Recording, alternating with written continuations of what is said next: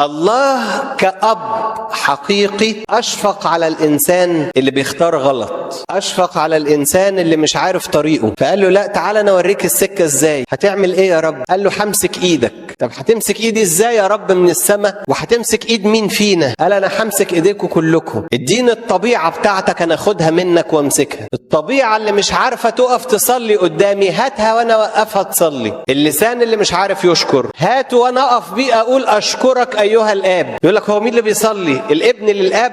ربنا بيصلي لربنا. إيه الجنان بتاعكوا ده؟ ربنا واخدني وواخدك وواخدنا كلنا، واخد البشرية الجاحدة وبأبوته وبحنيته، هو مسك لسانها وقعد يتكلم بيه. انت مش عارف تقول لابوك متشكر؟ طب معلش تعالى بس تعالى اقف معايا. زي ما كل ام فيكم بتعمل، يوم ما ابنها يزعل ابوه وابوه يغضب عليه والواد يبقى معاند ومش عايز يعتذر لبابا، فتقول له طب تعالى بس وما تقولش حاجه انا اللي هتكلم، وتاخده من ايده وتروح تقف قدام بابا وتقول له مايكل بيقول لك هو متاسف ومايكل بيحبك يا بابا، واي حاجه انت تقولها له هو هيقول لك حاضر عشان هو بيحبك قوي قوي قوي قوي قوي قد كده. بابا يقول له ايه؟ يقول له خلاص مسامحك يا مايكل. هو مايكل قال حاجه؟ ومامته عماله تعتذر وهو عمال يلعب ويفرك ومتغاظ انه واقف قدام ابوه. يقول لك ايه يعني ايه العبوديه دي؟ ولازم اروح له واقول له متاسف عشان هو يسامحني. المسيح له المجد لانه اب حنين وعايزنا ندوق ابوته وابوه الاب، عمل كده فينا. قال تعالوا بس ولا يهمكم، تعالوا اقفوا فيا وانا هشكر بدلكم، انا هتاسف بدلكم، انا هقول له اديني انا قلمين ومالكش دعوه بمايكل،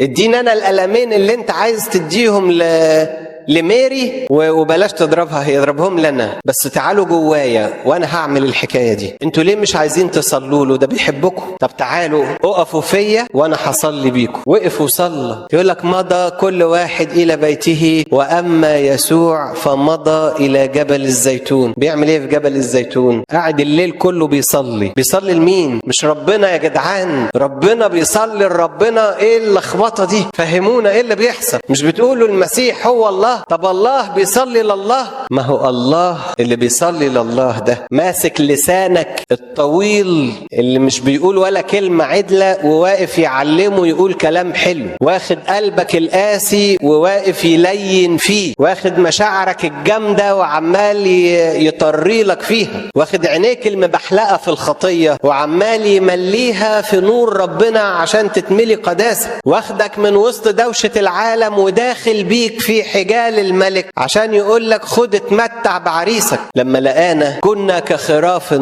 ضالة كغنم بلا راعي فأشفق علينا. ليه؟ لأنه أب